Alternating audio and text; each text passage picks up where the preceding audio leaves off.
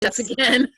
Yeah, I'm having some issues with my creative flow is kind of blocked right now, but it seems to be getting better. So I'm hoping that as time goes on, it'll sort itself out. We're All live. right. Can you Oh, did see we it? win? I think we're live. Yay. All right. And I can't seem to share this on my personal page, so I'm just gonna not worry about it. Should I start, Rifkin? Go for it. Okay. Hi, welcome to the Sisters Interviews. I'm Ashaxi, Order of the Laurel from An Tir. My sister in real life is Sir Rifkin, Order of the Pelican, Lion of An Tir. And tonight we are interviewing Countess Elisabeth de Rossignol, Countess of Callantyr, Viscountess of Callantyr, Pelican, Laurel, Lion of An Tir. Anything else I should add? There's a lot of stuff. I've been in the SCA forever, and if you just stay alive long enough, you get lots of stuff. That'll do. Mom and awesome person.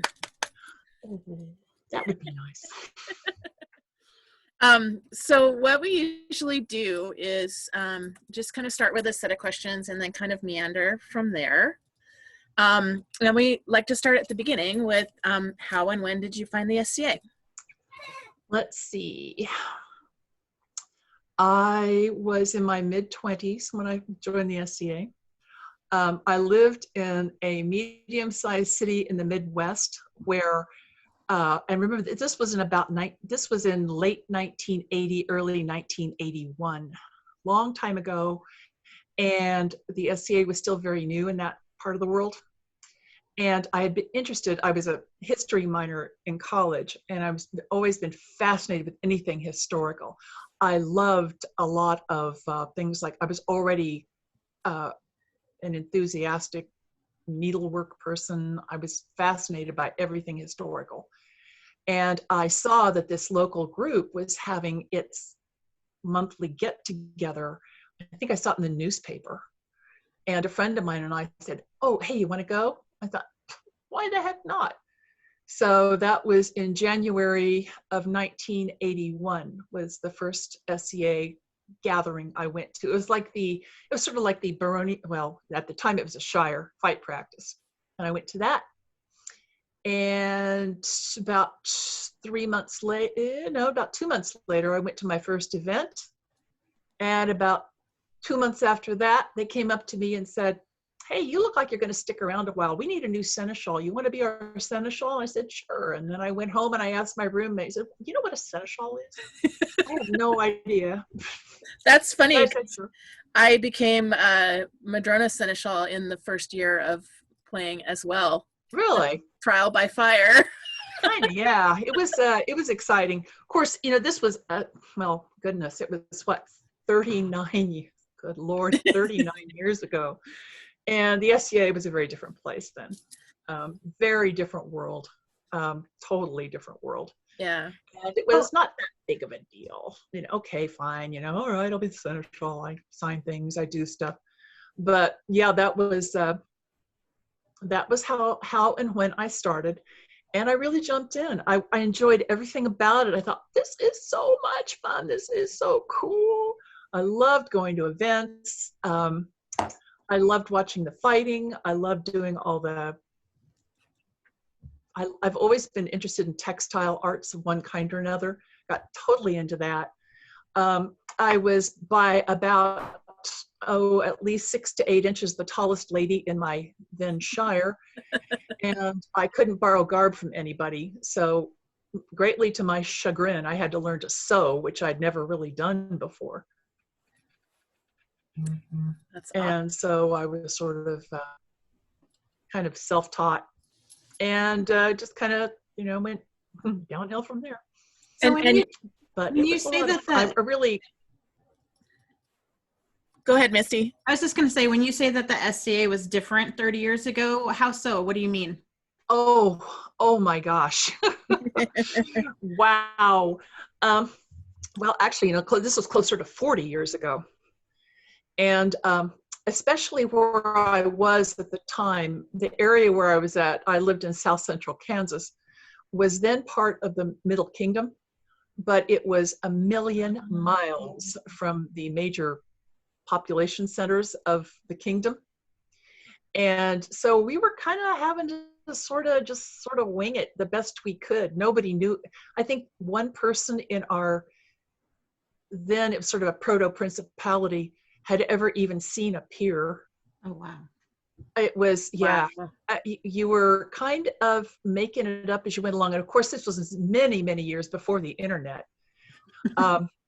Our proto-baron and baroness had actually had a copy of Corpora, and it was sort of semi-legendary, like, wow, God.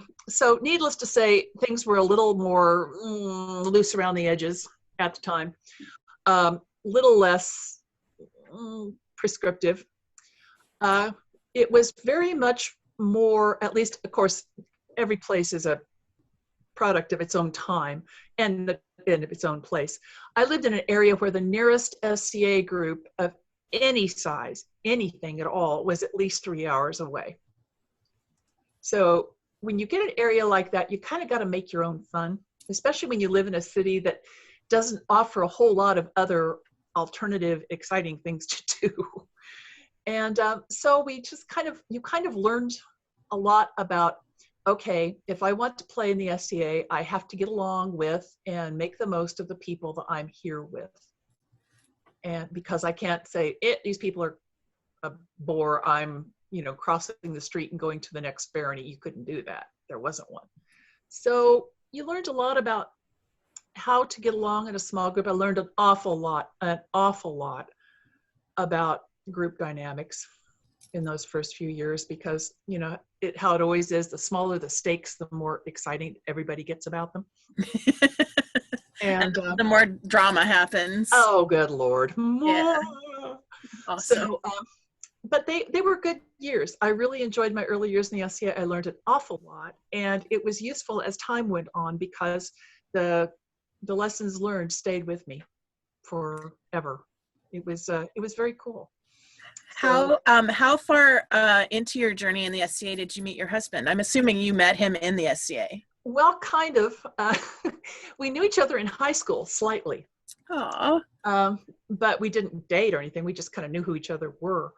And I ran into him again when I joined the SCA, and we just kind of hit it off like you do. And I ran into him again. In fact, I remember thinking, God, I know that guy from someplace.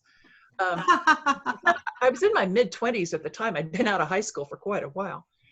And but I ran into him again, and we hit it off. And that was in January of '81, and we got married the next year. Wow.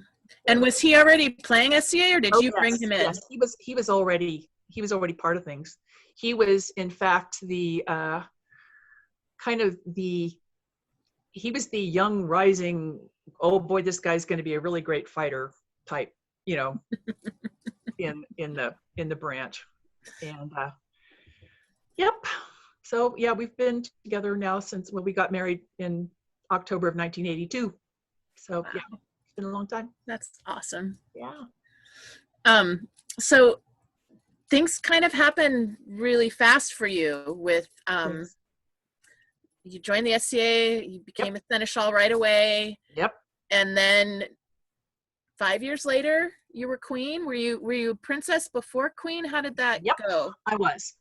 How this worked was the area of An Tir became a principality. Let's see, that was in 82. Yeah. There were only 5 principality reigns in An Tir. They went from that to kingdom very, very fast. Wow. And Siri and I were the final prince and princess of An Tir.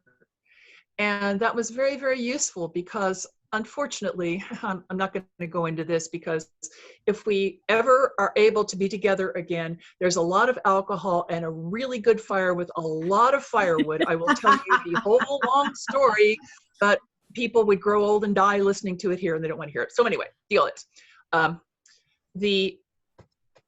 becoming a principality was not the easiest thing in the world. The Middle Kingdom had never been divided before. And there were a lot of people who, we didn't know any of these people. The crown and everything was in like Ohio, for crying out loud. When Siri and I were prince and princess, we had to travel from our home in Wichita, Kansas, all the way to Louisville, Kentucky. Wow. To swear fealty, because that was the closest the crown got to us their entire reign. How far is that? Oh, many hours. Oh, dear God. It was like a 9-hour drive each way. It was a long way. Wow. And when kingdoms carve off, when principalities form within kingdoms, it's always rough. Yeah. And in those days, it was really rough because, as I said, things were a little less prescriptive in those days. There wasn't really a procedure in place. A lot of people didn't really know what the rules were. And finally, it was rocky, but finally they did it, and we got to be a principality. Yay, that was all great. Whoopee. It was. We were very happy about this. And the area went very fast after that. The crown let the prince and princess give out AOAs, and that was exciting. We all got to have AOAs now. I hardly knew anybody who had an AOA. This is why I get a little bit, sometimes I've got to admit, I roll my eyes a little bit when I hear people currently in An Tir going, oh, I've been around for, X and I didn't get an AOA. Oh, my sweet child, you have no idea. But yeah, I knew people who got AOAs the same night I did, which was, oh my goodness, that would have been about, when did I get, excuse me, I gotta go check my scroll.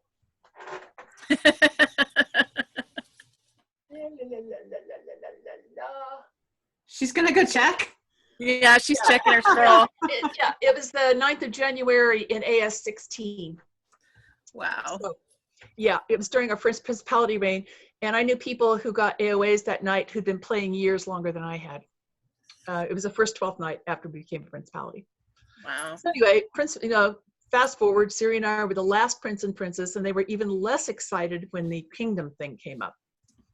And he and I were very closely involved in the process of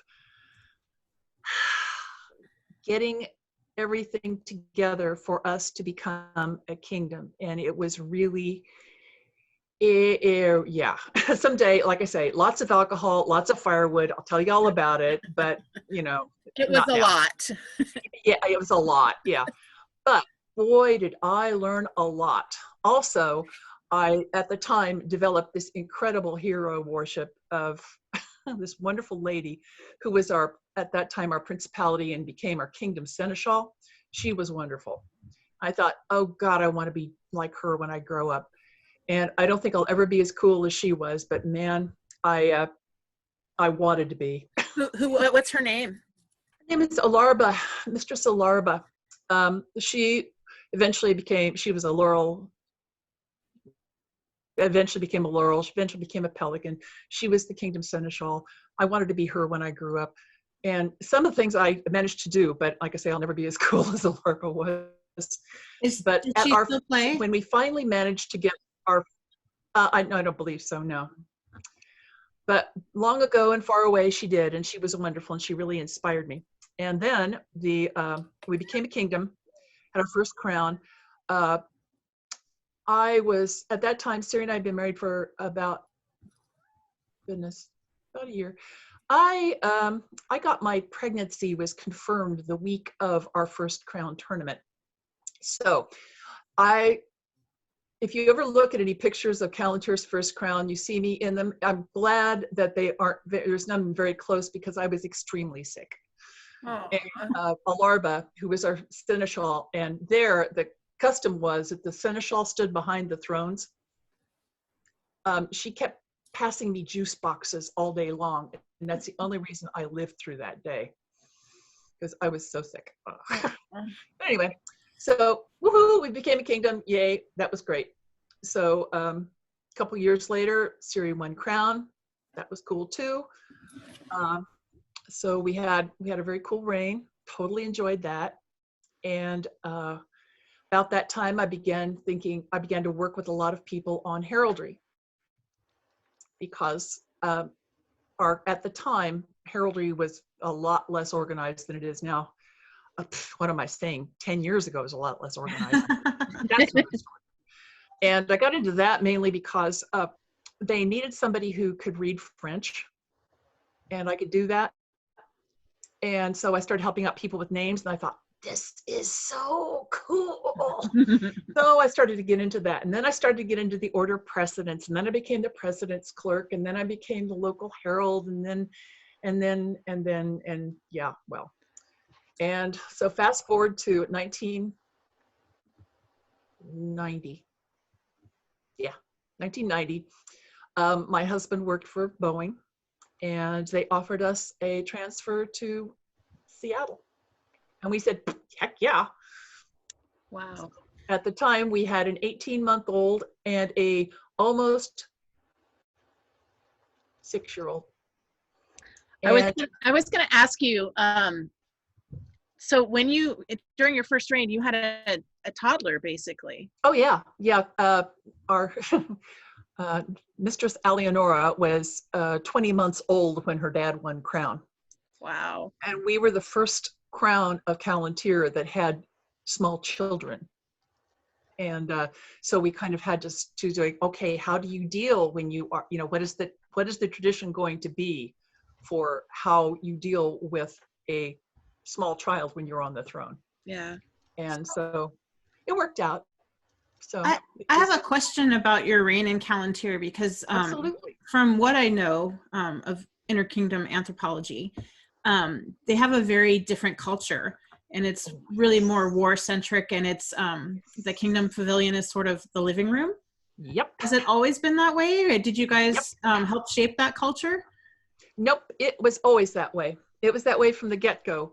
Part of it was that An Tir is not an enormous place. It's about approximately 4 states, and a very tight communal identity was forged very early, because we were so far away from everybody else in the kingdom that we just kind of gravitated together. But yeah, it was always that way. One of my most wonderful memories is of the Pennsic. First time I went to Pennsic, it was, unfortunately, Siri had no vacation and he couldn't go. And this is when I was princess.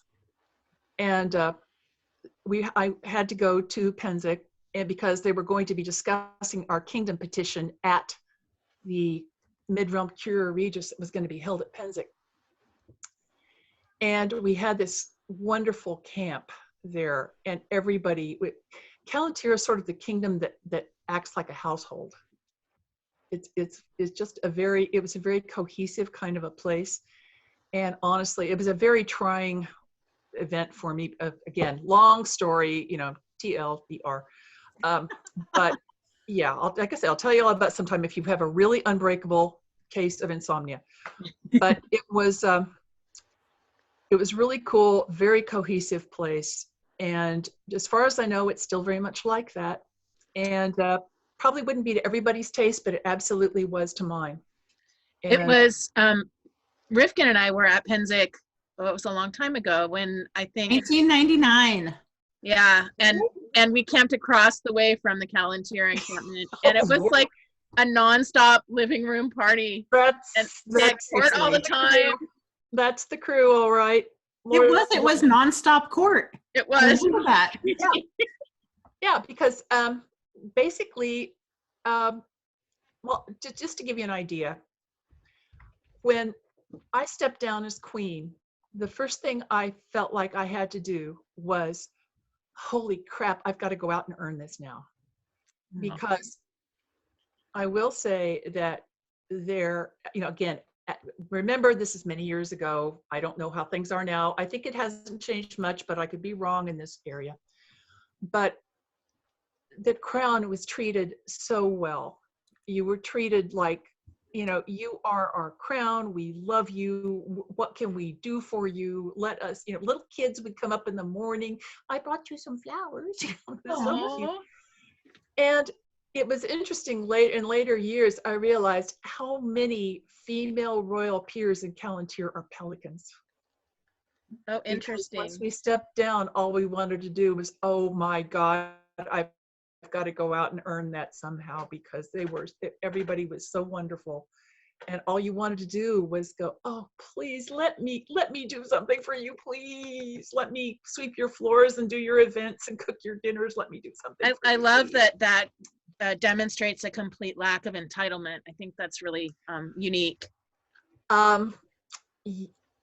Yeah. We don't have to go down that road. Yeah. I have a personal problem with entitlement, or the idea that rank is an excuse for certain behaviors. Quite the opposite. That is one thing that I did really love about the earlier years of the SCA, was we meant it. Yeah. At least a lot of us did. We really meant it when we said, okay, if my rank is greater than yours, then it means my obligations to you are greater. And I fall down on the job on practically everything I do every day, because, human, like we all do. But I still really believe that. I still believe. Where do you think, as we have evolved as the SCA, that there's a breakdown that's occurred where when people are made peers, they don't feel that same sort of sense of obligation? I wish I could tell you. I think part of it is the evolution of modern culture, which of course we are all a subset of and we cannot escape from. There was still a little bit of idealism left in the world back in those days. These days, people are a little more cynical. Also, I think that the idea of this is a competition, this is a zero-sum game, has sneaked up on a lot of us.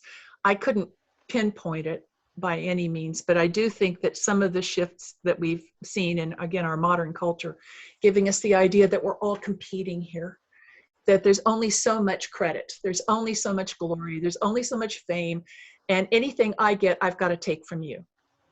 Right. The zero sum, and it's not true.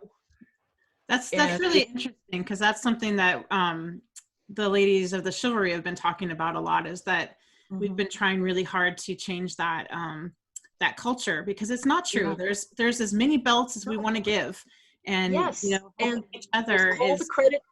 Yeah, I mean, all the credit in the world. It's right. All out there, and I really do think also that I was surrounded in my formative years, back when my brain was still, not quite so calcified, around people who really, not only did they talk that, they lived it. They said, okay, yeah, I am talented, I am smart, I am experienced, I have a lot to give. Therefore, let me help you. Let me give to you. Let me make your life better. The idea being that, that was how you showed how cool you really were, was by building up other people. And I just kind of absorbed that was the way things were supposed to be at an early age. And I almost think it's like, you are carried forward on the backs of other people, like, yes. And you want to give back, and you want to give to those to new people what you were given when you were given yourself. Yes, exactly. Yeah, and that is something that is that I'm more and more conscious of the longer I'm in the SCA, especially the more antiquated I become. There's nothing antiquated about you. Bless your heart. I find myself thinking more and more that, okay, yeah, I'm not a computer whiz. I'm not great at, I still haven't figured out how to do online classes. I'm working on it. I'm really doing. That's one of the things I'm spending my lockdown time on, is studying up on how to do some of these things. See, I never had a modern job that meant that I needed to learn a lot of things that are now considered very, very critical for just being in the SCA, for the kind of web skills and other things that were just never part of my life. I never needed to learn that. Well, maybe that's a class that someone should teach. You know, just learning how to navigate the SCA on the web. Yeah, for, you know, for like I say, yeah, web doings for dummies or fossils, either one. But, well, you know, you think about it. I was Kingdom Seneschal in the mid '90s. Or And An Tir. yeah, and email was still a big deal. Okay, it was, the internet, none of that stuff was going on yet. So it was phone calls and snail mail. Snail mail, and email. We did have email, but it was still kind of new, and you couldn't assume that everybody had it. And you really had to teach yourself as you go on, because I was a grown woman, and I wasn't in high school anymore learning all this stuff. I had to learn it myself, and I didn't have the kind of professionally. I've worked in medical laboratories most of my adult life. It wasn't the kind of, wasn't a computer jockey. I didn't know how to do stuff. And that's one of the reasons why I'm kind of getting away now from holding a lot of offices and things, because I don't really feel like I can't do I don't know enough about that kind of thing. And I think there's a lot of us. In fact, I know there are. I've talked to some of the other people who are kind of my general vintage. And we feel like, well, yeah, we still have things to offer, but we have to think of other ways to do it now, because we don't have we don't necessarily, some people of course do, but some of us don't have the skill set that now seems to be so important to being able to do a lot of SCA administrative work, at least. So yeah, I'm working on self-education, but it's a slow process. Well, somebody just commented that Disa, who's been putting on all these ANS classes, is actually putting together a class on how to do online classes. Yes, she is. And you can darn well bet that I will be there with my nose glued to the screen, because just because I don't know how to do something doesn't mean I don't want to learn. Well, right. And if like, I've never actually, I think it's really cute that you refer to it as a vintage. That's awesome. But if I wasn't even aware that there really was a rift there, that there was a technology rift. And that's huge, because people with your experience and other people with the same kind of experience, you have huge things to offer everyone else, and we need to make sure that you're still accessible. Yeah, but also a lot of that's on us too. I feel like okay, I know what my own shortcomings and lacks are, and I need to go out and and pursue that and work on it, and I'm happy to do it. I don't mind. But just like you're willing to help people become incorporated into the SCA, people are willing to reach out to you to make sure that you're still involved. So the help goes both ways. Yeah, and I think all of us, we're all peers here. We all know one of our biggest problems is learning how to accept help from other people. Instead of always feeling like I've got to be the one to offer things, and I don't want to be the one to ask for stuff because I'm supposed to be able to give and yada yada. Yeah, right. We all do that. But that you're very inspiring and people want to give to you. I if they do, I'm more than grateful, and that's a fact. And that's a fact. And I kind of look at it as you have to allow people the opportunity to have the pleasure of serving. Yeah, and that's another thing that I think is useful. As again, I've been in the SCA almost 40 years now. Jesus, God, that just still makes my head explode.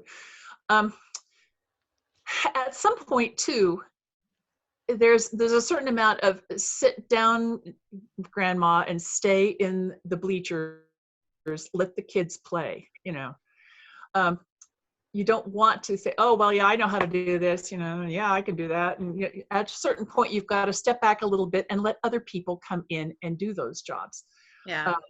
And not try to be, well, I've always done it, and therefore I should do this forever. And after a while, you find yourself thinking, whoa, that's not cool. But you can change, you can switch gears to doing it yourself, to fostering people. Exactly. And which, of course, you should be doing all along. Right. But sometimes it's a little hard.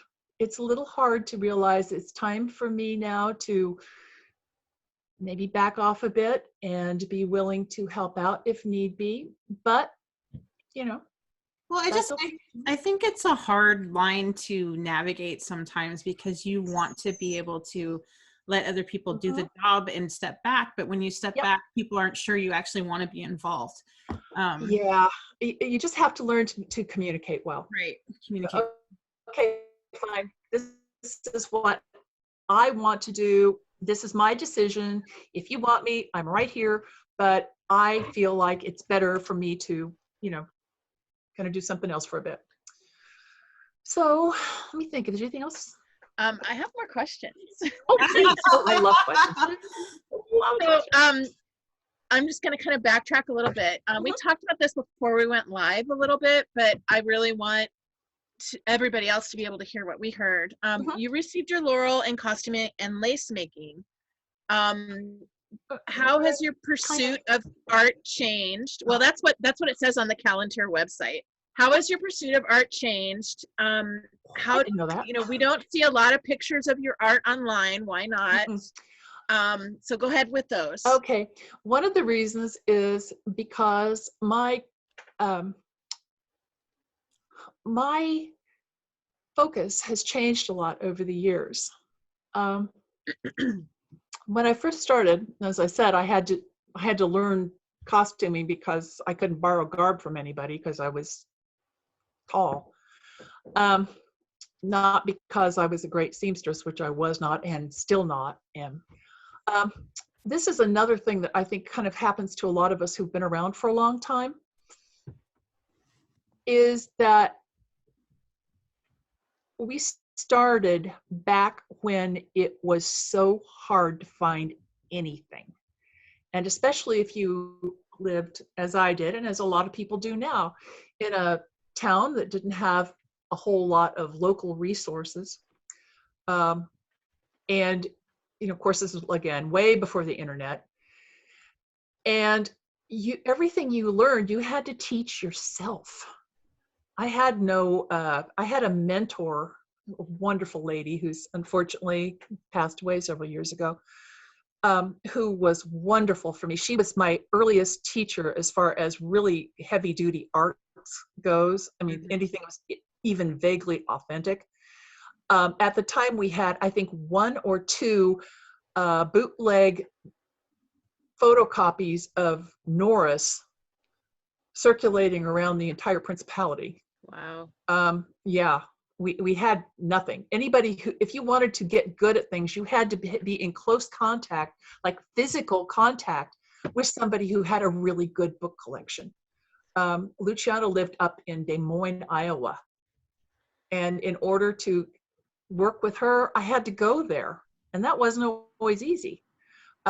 Master Charles Stewart O'Connor, who was one of my early heraldic mentors, after he moved to An Tir, he still lived up in Fort Leavenworth, which was a long way from where I lived. But in order for me to get any use out of his books, I had to go there.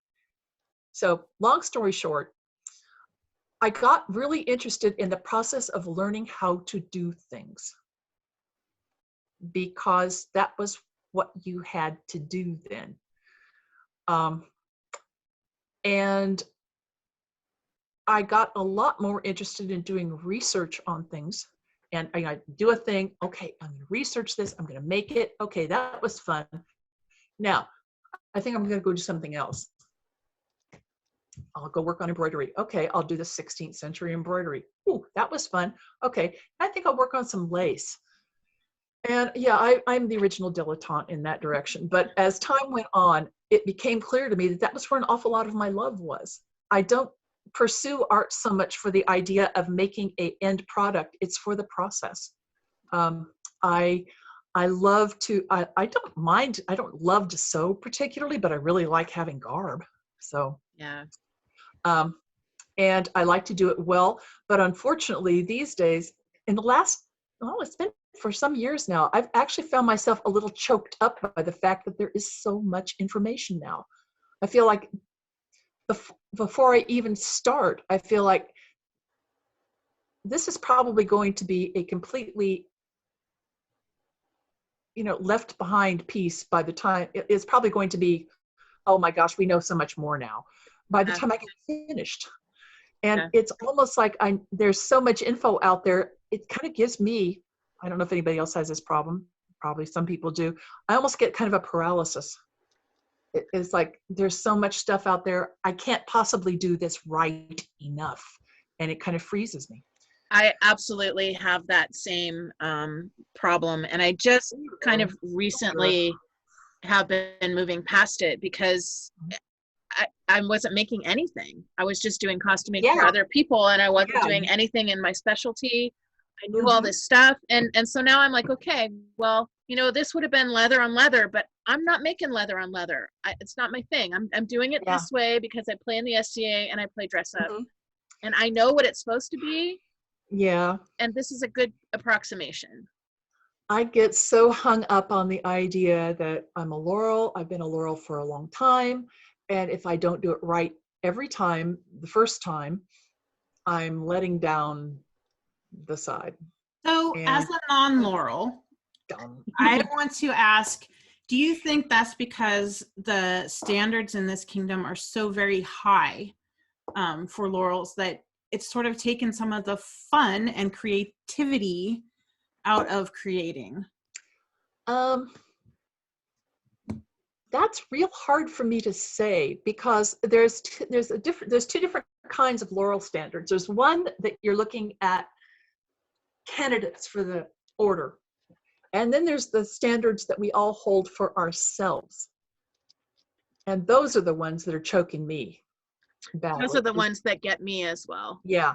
I don't believe our candidate standards are especially high. Well, I guess what I'm asking is because your standards for yourselves are so high as Laurels and you feel like you have to set an example at a certain standard, you feel like you cannot be creative? I think I can be creative, okay, but that is kind of where I'm stuck. Is I can think of, if I'm, say for instance, I'm thinking about some new garb.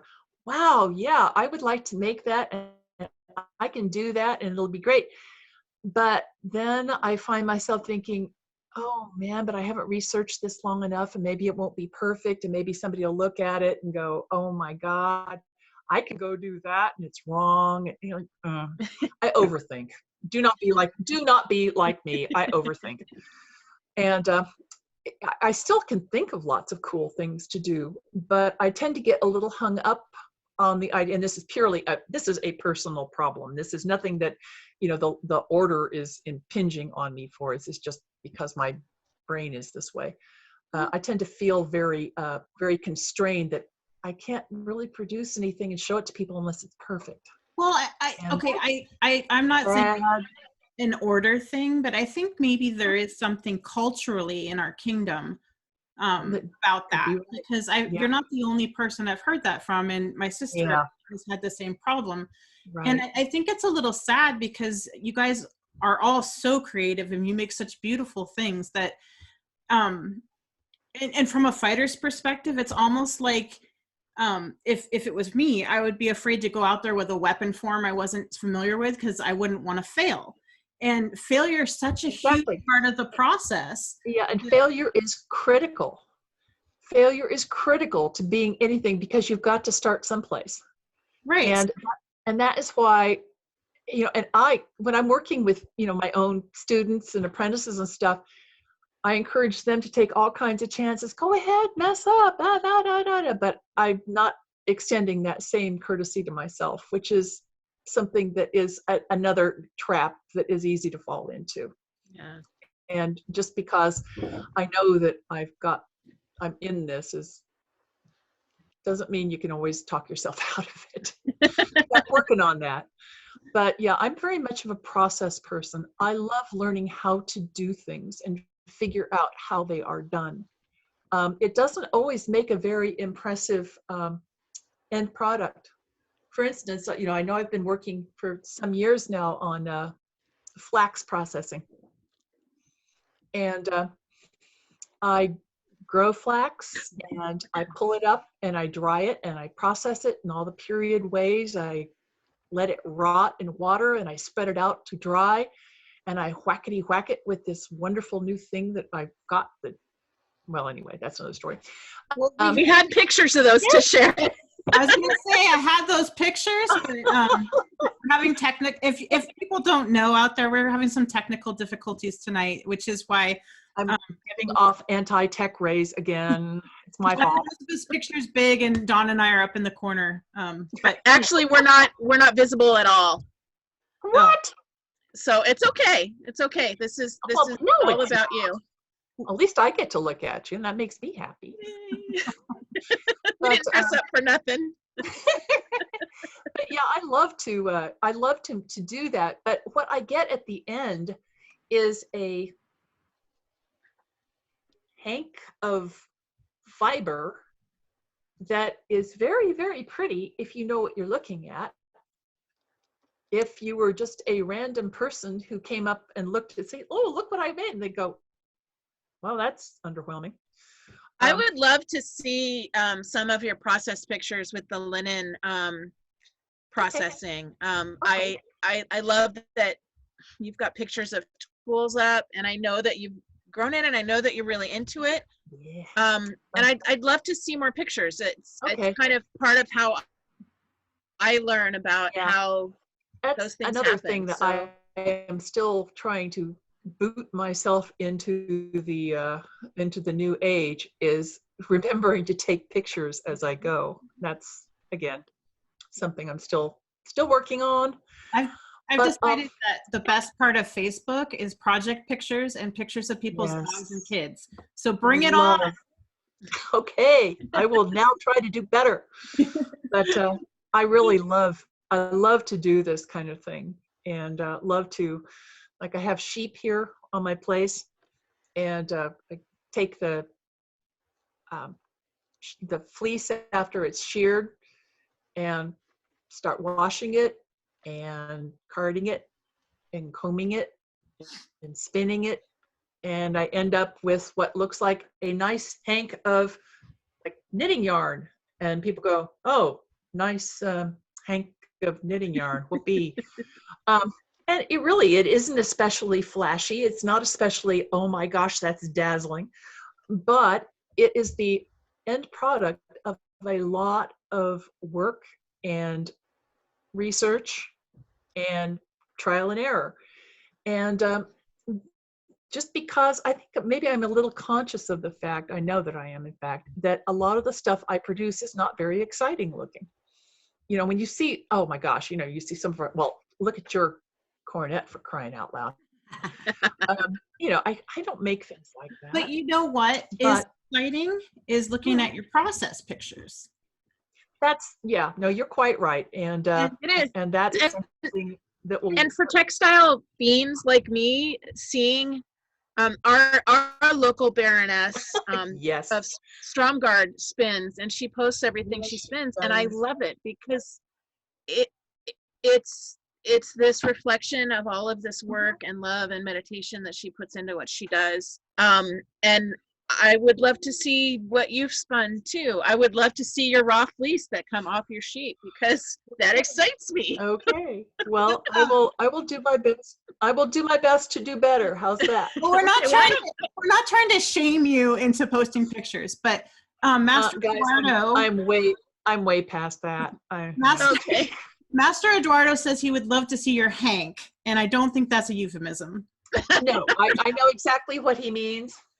Hold on a second. Oh, you're going to show it to us now. Excellent. If I can find it. Oh, God. And my husband, as is his, he just posted that sheep to shank is awesome, which is not what I think he's meant to post. Hank. It's okay. It's okay, Countess E. You don't have to find it, but Well, it's just as well because I put it someplace safe, obviously. but now you have it in your head and you can Okay, post a picture will later. do. Will do. Yep. Okay. And, you know, I like to cook. And, you know, when you cook, you end up with a nice meal that people eat and then it's gone. I do a lot of heraldry. I do a lot of heraldic consultation. I was Laurel Queen of Arms for 2 terms. So, Can I Tell us more about that. Go ahead, What? Misty. We both are so interested in what the Laurel Queen of Arms does. Seriously. Okay. Well, essentially what you do, at least these days, the job has morphed a lot over the years. What I did was mostly I kind of went ahead and exploded landmines ahead of wreath and pelican, so nothing messed up the submissions process. Weird as it sounds, heralds are kind of a weird lot. Yeah, I know, alert the media. But in all the various kingdoms, there's 20 kingdoms now, all of them submitting names and devices. And there's a lot of places in the process that can go wonky, either for technical reasons, for which I had people because I didn't handle that part, or for interpersonal reasons. And that I did handle a lot. And these days, wreath and pelican sovereigns take care of the name submissions and the armory submissions. Laurel is sort of the top administrative person. I didn't do a lot of actual heraldry while I was Laurel. What I did was administration. I took care of, I did all of the reports to the board from all of the principal heralds of, at that time while I was Laurel, there were 19 kingdoms, and kept all of their processes going. I took care of all of the various issues people had with one thing and another. Geez, there again, lots of alcohol, lots of firewood. Yeah. So working at an administrative job at society level sounds like it's exponentially more difficult than doing it at kingdom. Yeah, well, not so much in some ways because you don't live with those people. Yeah, I will say being Kingdom Seneschal is the single hardest job I have ever done. But being Laurel was challenging because it took a lot of hours a week. There were just enormous numbers of inquiries. There was a lot of correspondence. Lots of people wanted to talk about things that we were developing. At the time, we were developing the Oscar system, which we have now. There was a lot of things going on with that. A lot of my staff lived on the East Coast, and that was exciting as far as getting time, getting things like conference calls going because of the time zone differences. But it was very challenging. I enjoyed it quite a lot. I would have enjoyed it more if it hadn't overlapped my being Baroness, but that was okay too. I was going to ask you, being Kingdom Seneschal was harder than being Baroness? Oh my goodness, yes. Okay. Oh yes. Yes. Yes. Okay. Being Baroness, well, I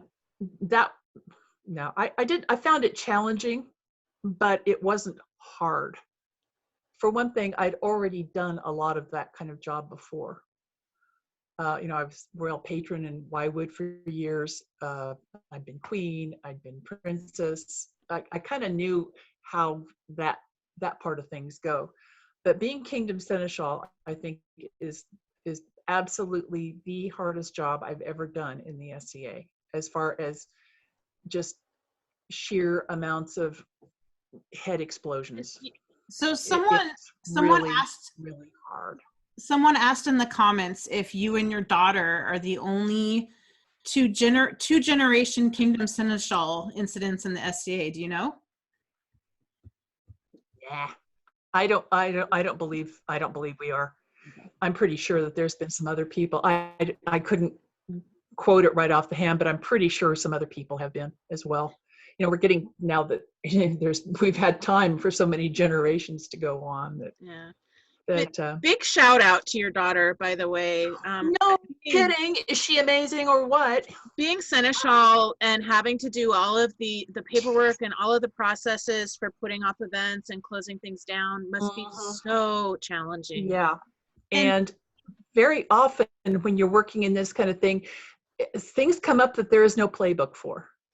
And I just want to say how pleasant and courteous and kind she is all the time. And I know that it's a hard job and it's hard to deal with people who are not happy.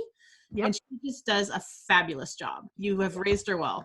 Oh, I would love to take credit for it, but I had some awfully good material to work with, and that's a fact. So we both have kids and have tried to raise them in the SCA, and one of my children wants to do more. One of them really doesn't want to have anything to do with it. How did you manage to raise kids that like the SCA? Well, my younger daughter isn't really playing right now. Well, she just had a baby, right? Yeah. And so she's got a reason. But basically what we did was we just included them. We just took them along, and they were part of things. And I don't know if this would, I don't even know if it'd be allowed now, probably not without a lot of difficulties. But because we lived for many years in Wywood, which was a small place, and the kids came and they were just part of things. When there was a kitchen going on, they would be in there helping peel vegetables. They would help out at gate. They would help out on the event staff, obviously in jobs that were appropriate to their age level, but they were just part of things. They weren't segregated off into, okay, kids over here. They were just part of what happened, how things went along. I remember one rather amusing time when our current Kingdom Seneschal was about 14, and she was working at the gate at Ursulmus, and she came back. She came back after a shift and saying, "Mom, I just cannot believe some of these people, they don't know how waivers work. I mean, my gosh, there were people that they had whole carload of kids and they had no idea they were supposed to have this kind of waiver and that kind of thing." When pelicans breed. But it was, but I think that was a lot of it. And also our friends were wonderful about, some of them had kids, some of them didn't, but the people that we hung out with were just willing to kind of include them in things. As okay, well, we're putting up camp. Okay, you go see those bags over there, you go get that, and you come over and get that. And they were just part of it. So having a group around you that was supportive and inclusive to your kids that you trusted was the key. It was huge. Yeah, yes. I think I have really fallen down. I think we're getting closer and closer to that now. But I think that I really struggled with that early on with my kids. And it's hard. Yeah. It is. And especially when they get to an age when they have tons of activities and things of their own. They get to like middle school and there's band and orchestra and soccer and all that kind of thing. It isn't easy. And we had, when we moved here, we didn't know a soul and we had no family out here. And so pretty much for some years, if we wanted to do SCA, our kids had to come. We had nowhere to leave them. And so if we wanted to do anything, they had to be with us. And so we just had to do our best to make that work. And it wasn't always easy, especially when one or the other of us had a really responsible job of some kind that meant a lot of time at events. And that was sometimes complicated. I'm not saying it was never easy. Yeah. It definitely had its ups and downs. It takes a But lot of relationship with your spouse, a mhm, lot of negotiation, a lot of yep, balance. yep, it does. And the best thing that I think though that you can do is to make sure that they've got interests of their own. You know, that they have things that they're really interested in, and facilitate them being able to do those things, and making sure that they have time to spend with their friends who also are interested in those things when they go to events. Mm-hmm. That helps. Thank you. Let's see, what else do I have? Oh, let's talk about your farm.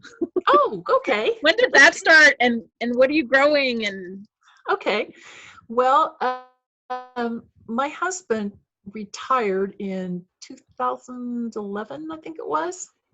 And he was still pretty young for that, but he was one of those people who went to work for Boeing right out of college and worked for Boeing for years and then was able to retire wow. after 30 years, which is something very few people are able to do these days, is to work for one big company for, many, many years and then retire. So he was still, mid 50s.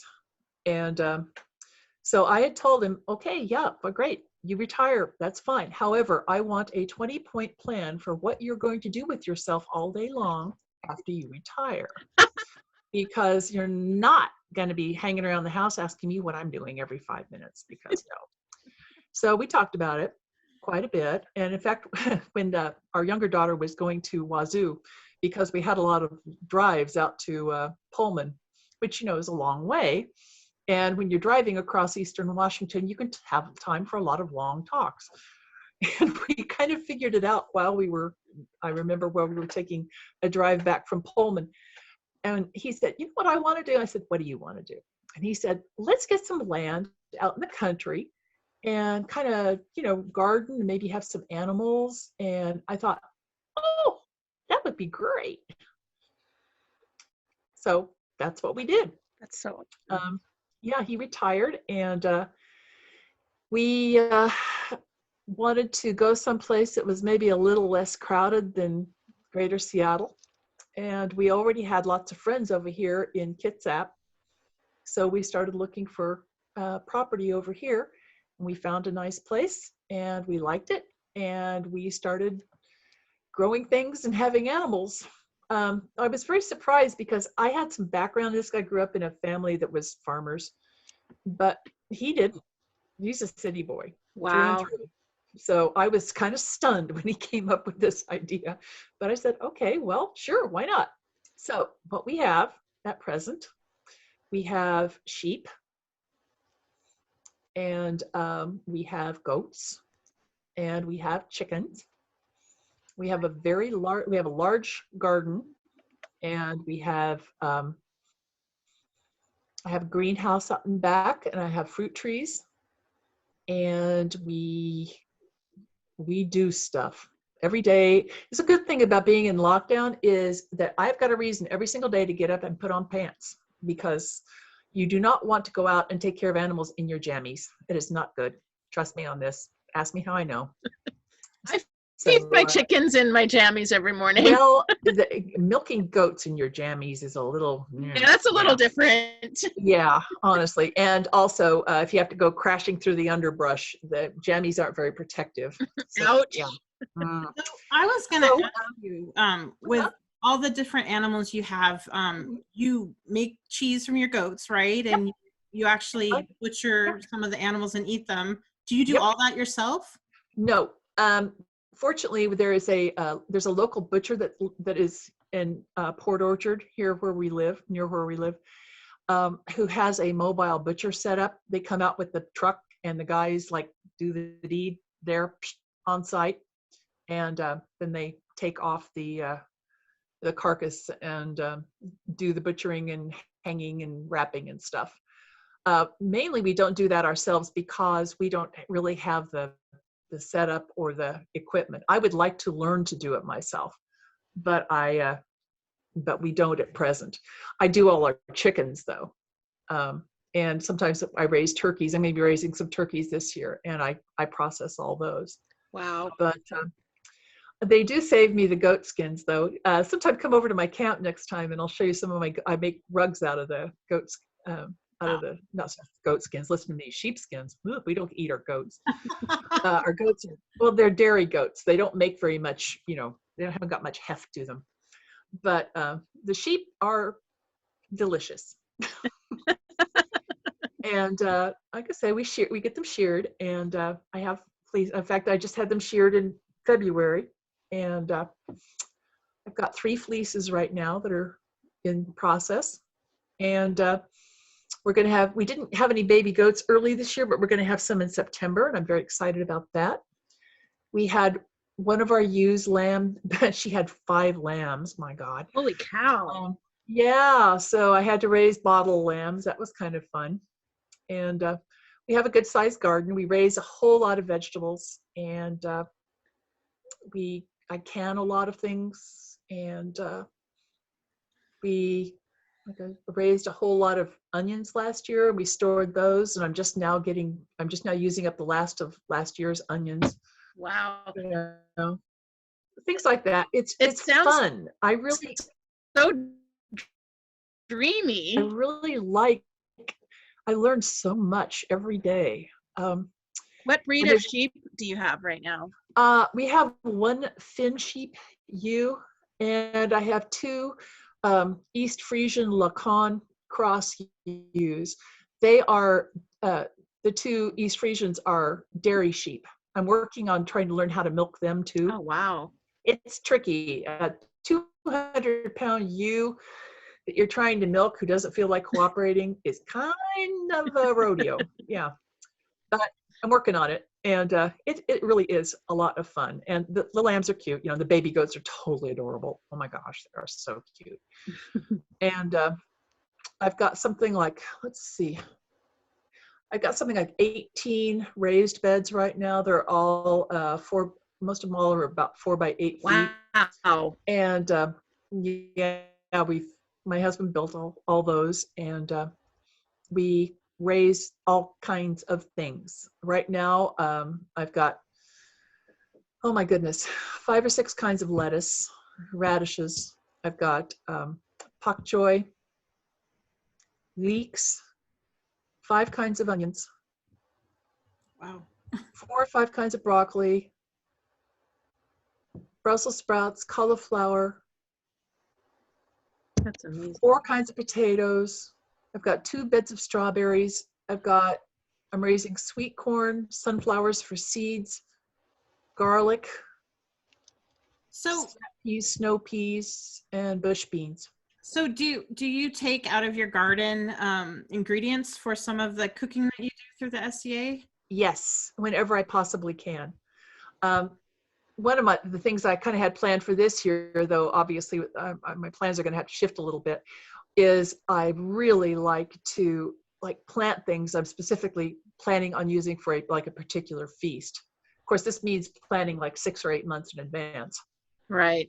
But yeah, I love to do that, cool. Especially when it's something unusual, like Duchess Eleanor gave me some of those, her skirret seeds that she had at she did this really nice display of at 12th night that she was going to do at Kingdom A&S. And skirrets are a very obscure medieval vegetable, kind of like parsnips, only with lots of fingers. And she gave me a bunch of seeds for those. I'm growing those now because I'd like to use those. And you can't exactly go down to the grocery store and buy these things. They're really, really strange and obscure and hard to find. So exciting. Yeah, it is. It's really fun. I'm going to switch the topic. Master Eduardo asked a really great question in the comments. He says, when you received your lion, what did it mean to you being from out of kingdom? How did it change your perspective? I came closer to completely breaking down and bawling than I have in years. And that's a fact. I was absolutely stunned. I have seldom ever been so gobsmacked. It never even occurred to me that would ever happen, and not least because of my imported status. I like being on Tir. I enjoy it completely. I've been here for many years. As I tell people, I may not belong here, but I've got a green card and they let me work. Um, but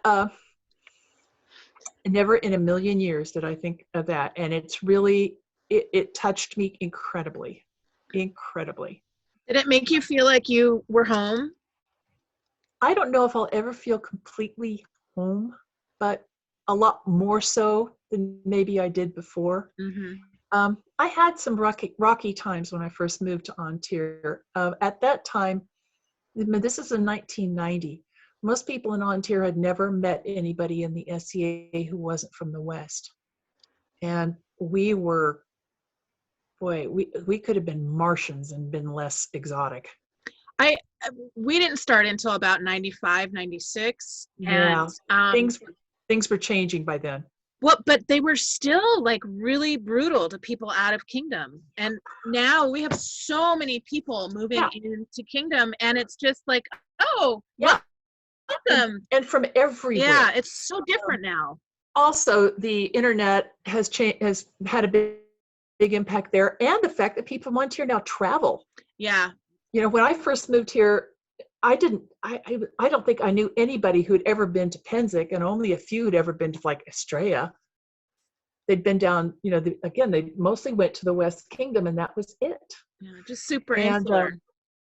It was extremely insular, and that was something I had a lot of trouble getting used to, because one thing you got to say about Kansas is it's on the way to everywhere.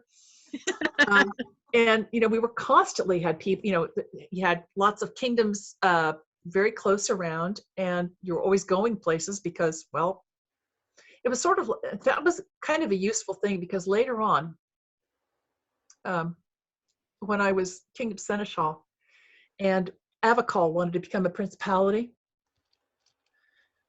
and I was working with them and they kept going, oh, you just can't understand what it's like being out here a million miles from everybody and nobody ever comes here. Oh, honey, really, I hear you. I honest to God, I know exactly how you feel. And because it was very much like that. And people just didn't know anybody from anywhere else. And I had a couple people telling me, take that coronet off. You were never queen here, and stuff. Whoa! Yeah, it was rugged. Those first couple years were kind of rough, but finally people got used to it. The guy who was the principal herald back in An Tir at the time was a friend of ours, and we talked to him on the phone now and then. He said, I got another couple of queries from somebody out there wanting to know if you guys were the real deal. Because I'm sure you guys have heard about people who like move to a new kingdom and they pretend like they're a knight or something. Yeah. In those days, people got away with it. Yeah. Sometimes because, there was no way to check. Now running the Kingdom Laurels list, you have to check everybody that asks to join. Yeah. And it's kind of lame, because you want people to be honorable and you want to be able to rely on that, but you have to check. Yeah, but I'm pretty impressed that when you came here and you were treated, let's say it was rude. That's rude. Yeah, but you overcame it and you served and you, I don't want to say indoctrinated, but you wove yourself into the fabric of the kingdom. You did. You did. Well, that was how I was brought up. That was the thing that I absorbed from my early training in the SEA, was that was what you did. And I don't want to make it sound like, we were persecuted and harassed and, people, spit at us or anything like that. It wasn't like there were a few people who were just kind of weird, but that happens. I'm really glad that we persisted and that people got used to us and all that stuff. Because later on when the lion thing came, that was incredibly touching, incredibly so, because it just felt like, really, honest, you guys are going to give me this? I was Yeah. Like Sally Field, they love me, they really like me, or whatever. Oh God, yeah. I can't believe it, but I actually thought that at one time. Oh, dumb. But well, I'm sure you know how that felt. Um, but yeah, it was an incredible honor, and I one more thing to have to earn. I'm sure when you got yours, nobody filmed it. Did somebody film it? No. No. See, I really wish someone had filmed it because I was so shocked that I honestly don't remember any of the nice things they said. I don't either. Yeah. I do have one. There is one picture. I think Morgan Donner took it. It's just still picture of me up there, kind of just being all verklempt, and I'm really glad to have that. But actually, I honestly do not much like having my picture taken. Well, I know that about you, which is one of the reasons I'm really, really happy you agreed to do this, because not only are you getting your picture taken, we're filming you for an hour and a half. So thank you very much. Oh, for goodness sake, of course. I really appreciate that a lot. But any other questions? Anybody got anything? We've covered my list. Is there any? What? I don't have anything very exciting else. You know, you guys know all this stuff. Well, I mean, go ahead, Misty. Sorry. I was just gonna say, one of the things I'm always interested in is, what goals you still have, and if you could influence anything in the kingdom, what would it be? What would you change, or what would you make better? Yeah, if I could, what I would like to do is some of those ideals, some of those standards, some of those goals that we had back in the day, as time goes on, I find them more and more valid. You know, the SCA has had considerable, genetic drift as time has gone on. You expect that. But I would like to have a little bit more emphasis again on things like the chivalric virtues, which of course are not just for the members of the order of chivalry. They are for the class of people. What in period was is the knightly class, which was what all of us are. Right. And to exemplify those more. Not just, okay, I want everybody to think, hey, I'm a badass, or, oh, I'm so fun, or I'm such a party girl, I'm this, like, I'm worthy, to try to be worthy people, to try to be people who are honest and honorable, whose word is good for something, who can be relied upon, and who can, that it wouldn't be laughed at to say that I aspire to be wise and to be a good exponent of what we're really about. It's easy to lose track of that. Again, modern life being what it is, it gets in the way, it overshadows things, and we get an awful big, the zero-sum game thing I was talking about earlier, and the idea of that it's all about how excellent your stuff is, rather than what is the content of your person, what kind of a person are you. And I want to be the kind of person that I remember looking up to in my early days and going, oh man, it wasn't so much what they could do or the things they made or how well they hit people or anything. It was just how amazing they were, what kind of a person they were. And I would like to see it. Not that I don't see that around me. I do. Your lovely selves among others, but have it be not absurd to want to bring out that kind of thing in people. To have people able to talk about that kind of thing without feeling self-conscious or, oh, I'm being so, I'm being corny or I'm being old-fashioned or something. I really do believe that we have something to offer each other, and we have a lot to offer people from the modern world, is just, we're not going to be self-conscious about it. We really want to be excellent people. We want to be that kind of person, and none of us will probably ever achieve it to the degree that we want to, but I think it's really a worthy goal to want to aspire to be. And just like, oh my gosh, that person is the model of what I want to be when I grow up. Well, If I'm I just grow I'm up. just gonna jump in and say that you have been that for me for many, many years. And I know you don't want to, that's hard to hear, but it's true. Yeah. You know, there was a point in my very new SCA career where I was terrified of you, because you just were like so just big and That's probably it.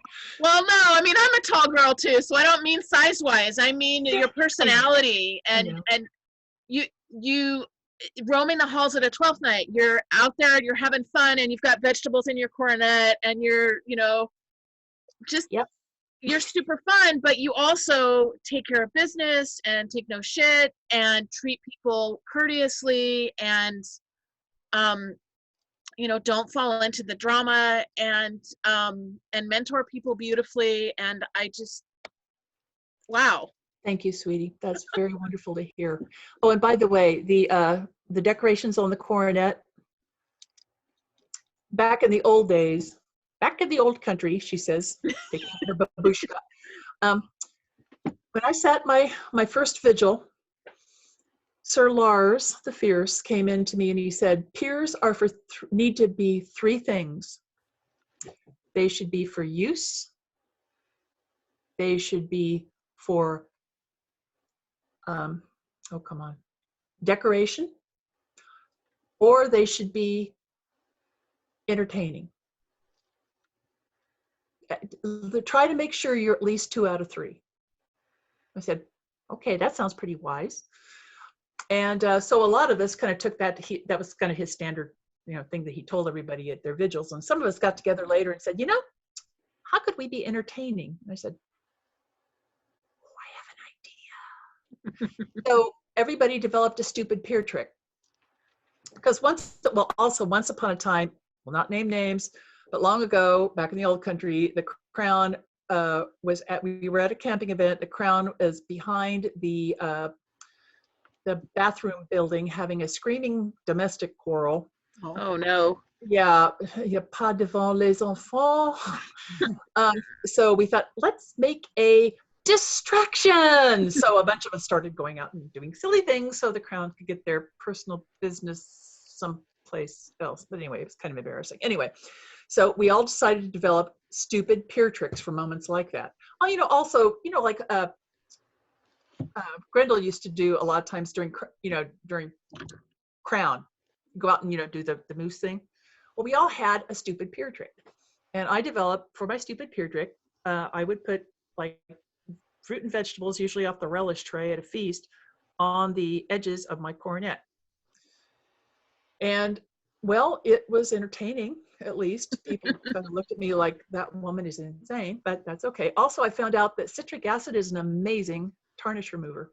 So yeah, highly recommend citrus fruit as putting on your cornet. But anyway, also I became a viscountess before I'd been in the SCA for 3 years.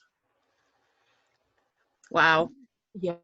Even in a small place where I knew everybody, it was difficult. It was socially difficult. Okay. Because remember I said earlier on that we lived in a place where for a long time people with AOAs were kind of rare. And all of a sudden, oh, look, Bunky's a viscountess. Oh, geez. So if I didn't want to feel a lot of, you should pardon the expression, social distancing, I had to do things that made me seem more approachable. And putting strawberries and radishes on my coronet seemed, who can be scared of somebody who puts strawberries and radishes on her coronet, for God's sake? She got over it. I got over it. And that was more about my need for personal growth than anything you did. And I know you know that. Yeah, and I do know that. And, we, again, personal growth is something that, if there's anything that I can convey from this, from somebody who's been in the SCA for a very long time, is that it never stops. It never stops. You will never be, okay, I am now the person I always dreamed of being. That was easy. Now what? No, it's not. I don't think, at least I know I'm never going to get there, but it's fun trying. And, keeping work on it. At least I always got something to do. I mean, that's really what life's about, right? Is enjoying the process and finding the joy in the process. Exactly. And so anyway, that is kind of what, like I said, if I were wanting to go with a thing that I would like to see the SCA do, I think in a lot of ways, was it Samuel Johnson used to say that people don't really need to be told, they don't need to learn things, they need to be reminded.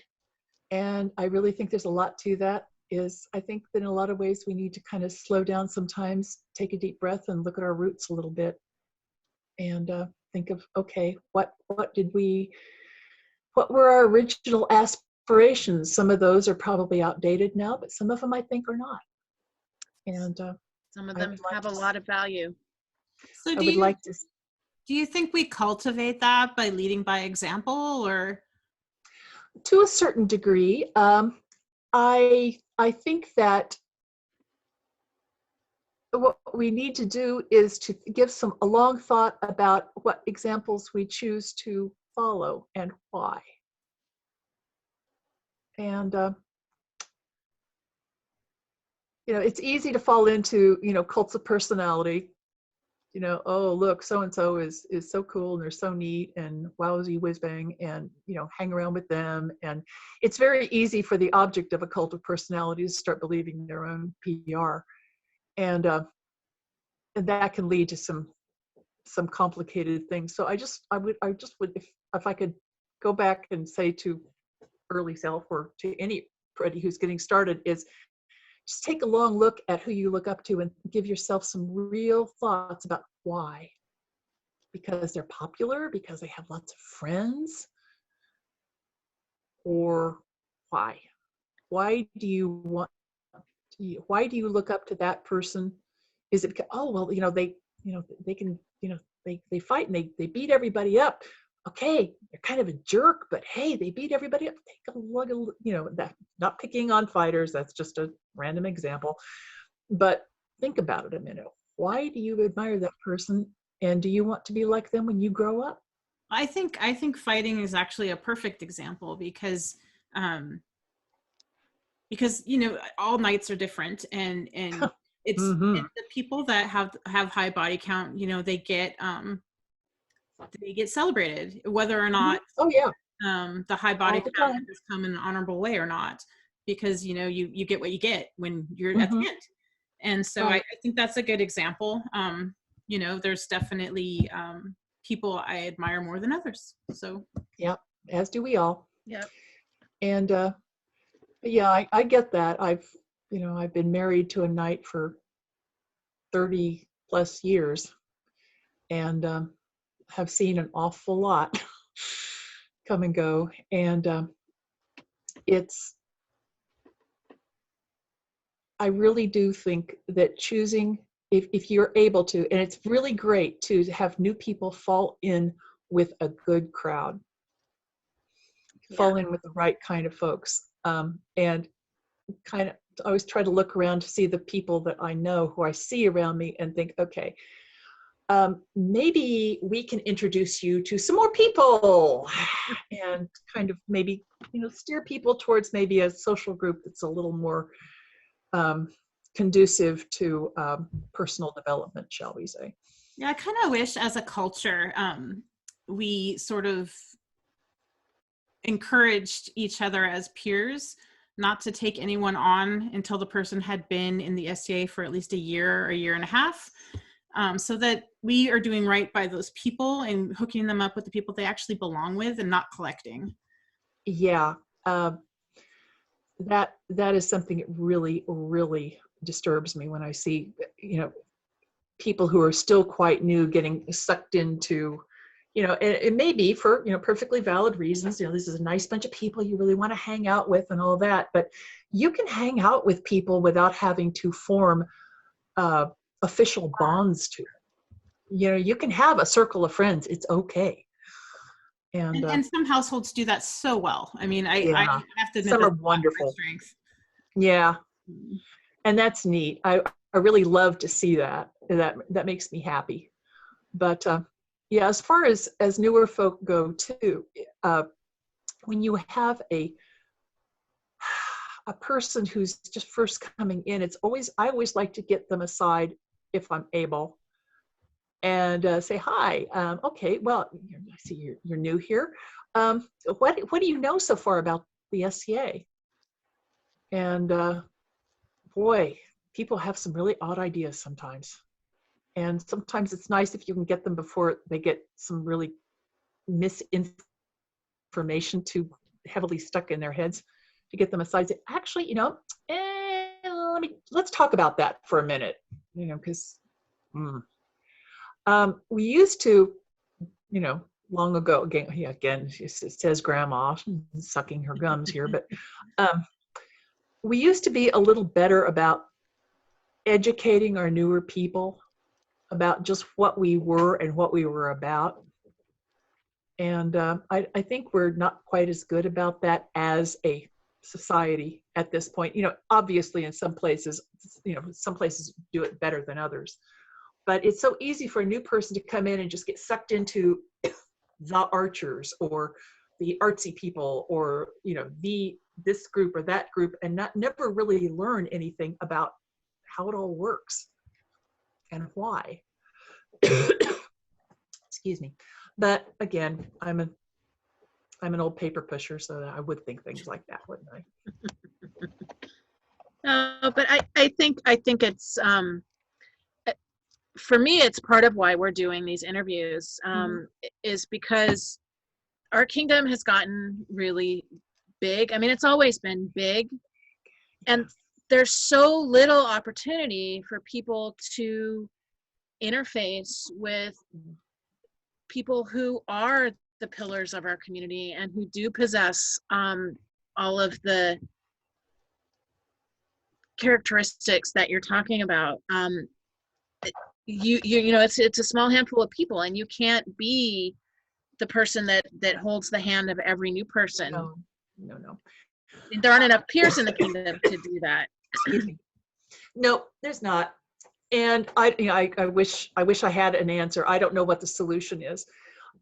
I do know that some years ago, it became very clear to me that, at least in An Tir, we were having a population growth where we were rapidly outgrowing our infrastructure. We were getting new people at a higher rate than we were really able to socialize them and to really take care of them. And for that reason, we had an awful lot of fall off, naturally. And we also had an awful lot of people who, had been in the SCA for 5 years or so and still had no idea. They'd never looked at kingdom law, and they'd never, they didn't know anything about how the kingdom worked, and they kept going on and on about. They got some very odd ideas a few times. I ran into this a lot. I really ran into it when I was Kingdom Seneschal. A few times I had just, no, Your Majesty, that's a really cool idea, but unfortunately, Kapora says no. And, that's just an extreme example. Yeah. But it just seemed like we didn't really, people just didn't quite get what they were getting into. Yeah. But again, I don't know what the answer is, so I just hope we can figure out a better way to take care of it. Or maybe it's not even really a problem. Yeah. Maybe it's just. I hope that through some of these interviews and looking at some of the pillars of the kingdom, that maybe we get some of that message across. And anyway, I hope so. That's what I hope. Yeah, and I really wanted to thank you, ladies, for doing this. I think this is an incredibly cool idea. And needless to say, I'm honored beyond words to have been asked to be part of it. I hope I've been able to like frame a reasonable. I haven't had very many conversations for the last couple of months, and I feel like I'm kind of losing my sexual abilities here. We're all in the same boat with that. I know. It's so weird. Well, thank you so much for spending your evening with us and for sharing your knowledge and everything. It's been wonderful. And thank you. We're almost at 1 hour 45 minutes. Please stop. I'm sure everybody is begging for mercy by now. But again, thank you guys so much for thinking about this, because I think it's a wonderful idea, and I'm really looking forward to seeing the next ones that you come up with. This is going to be very cool. Thanks. And as always, we're open to suggestions of people to interview. We are going to continue to do some Lions. We're going to start rotating in other peers, and we'd like to rotate in some non-peers as well. Please. So yeah, that would be great. So before we're done, I thank you very, very much. I just want to remind everybody that next week will be Master Eduardo, and the week after that will be Steingrim, and then on Saturday we have a very special edition with some brothers that should be hilarious. So the sisters interview the brothers. That'll be fun. Yep. Great. Thanks again. I really appreciate your time, and thanks everybody. Entirely welcome. Thanks for watching. All right. Thank you, ladies. Bye-bye. Night.